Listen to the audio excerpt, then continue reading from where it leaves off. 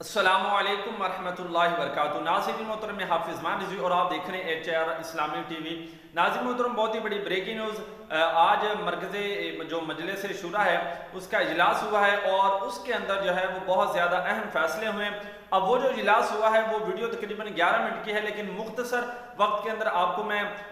بتا دوں، اور وہ جو شارٹ کلپ ہیں وہ بھی ابھی آپ کے سامنے مرکز شورا کے رکھوں گا جو ان کا اجلاس ہوا ہے۔ ناظرین محترم، ان کے اجلاس کے اندر جو سب سے اہم بات ہے، اور یہ جو اجلاس ہے آپ کو بتاتا چل جاؤں کہ مسجد رحمت للعالمین کے اندر منعقد ہوا ہے، اور انہوں نے اس بات کو واضح کیا ہے کہ تمام کارکنان جو ہیں وہ مرکز کا جو سوشل میڈیا ہے آپ نے اس پر توجہ دینی ہے، باقی دیگر جتنے بھی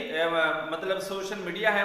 مرکز جو ہے اس کا بالکل بھی ذمہ دار نہیں ہے۔ انہوں نے کہا ہے کہ فیک اکاؤنٹ بنا کر مرکز کا نام استعمال کر کے جو ہے وہ فتنہ و فساد جو ہے وہ پھیلایا جا رہا ہے، اور دیگر باتیں بھی ہوئی، اور انہوں نے یہ بھی کہا ہے کہ علامہ سعد حسین رضوی صاحب کو حکومت نے بغیر کسی وجہ کے اور اپنی ہردرمی اور اپنی بدنیت کا اظہار کرتے ہوئے انہوں نے 1 ماہ کے لیے مزید نظر بند کر دیا ہے، اور انہوں نے کہا کہ انشاءاللہ یہ جو ماہ نبی النور شریف آیا ہے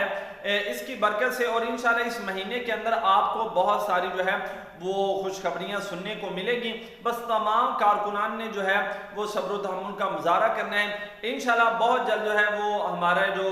وقت ہے وہ آنے والا ہے، اور بار بار جو انہوں نے بات ایک رپیٹ کی ہے وہ یہی ہے کہ تمام کارکنان جو ہیں وہ اپنا جو کام ہے جہاں پر بھی کر رہے ہیں وہ کرتے رہیں، اور انہوں نے یہ کہا ہے کہ آپ نے مرکز کے اکاؤنٹ کو فالو کرنا ہے، اور ساتھ ساتھ انہوں نے اس بات کو بھی واضح کیا ہے، اور جتنے بھی دوست احباب جنہوں نے تحریک لبیک پاکستان کو جوائن کیا ہے ہم ان کو دل کی تہہ گہرائیوں سے خوش آمدید کہتے ہیں۔ ناظرین محترم، ابھی آپ کے سامنے وہ میں کلپ جو ہے اس کے کچھ شارٹ کلپ آپ کے سامنے رکھتا ہوں،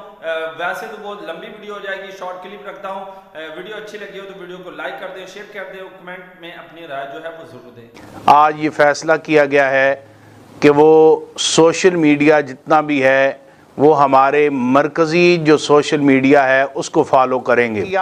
اور تحریک لبیک یا رسول اللہ پاکستان اس وقت اپنی قانونی جنگ جو ہے وہ معزز عدلیہ کے سامنے لڑ رہی ہے۔ حکومت وقت نے ہمارے قائد محترم کو بلا جواز جو ہے وہ گرفتار کیا ہوا ہے۔ عدالت عالیہ لاہور ہائی کورٹ جو ہے ان کے حق میں 2 مرتبہ فیصلہ دے چکی ہے۔ یہ ریاست مدینہ کے دعویداروں کے منہ پر تماچا ہے کہ وہ ابھی تک عدالت کے جو احکامات ہیں ان کو نہیں مان رہے، اور قبلہ امیر محترم کی جو ناجائز اور غیر قانونی نظر بندی ہے اس میں مزید انہوں نے 1 ماہ کا اضافہ دھوکے سے کروا لیا ہے۔ انشاءاللہ تحریک لبیک یا رسول اللہ پاکستان کو بہت سی خوشخبریاں ملنے والی ہیں۔